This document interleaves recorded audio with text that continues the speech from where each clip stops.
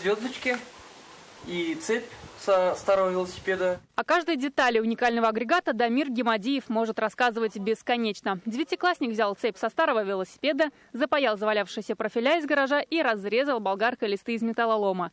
Месяц работы и самодельная сеялка готова к работе. Высевающий аппарат я нашел тоже на металлоломе. Я ее снял оттуда и поставил на эту сеялку.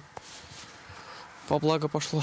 Затрат немного, а пользы хоть отбавляй. С незаменимым помощником родители теперь в огороде не расстаются. Многофункциональную сеялку Дамир смастерил вместе с директором гимназии Ленаром Зинатуллиным. На всероссийском конкурсе «Юнат» проект стал одним из лучших среди 120 работ со всей России. Сначала мы выиграли республиканский этап, потом нас номинировали на всероссийский.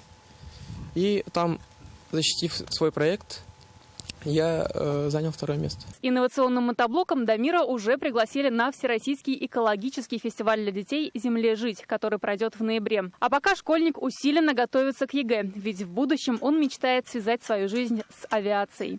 Наталья Мезина, Алсу Самигульна, Сирин Хасанов, ТНВ, Буинск.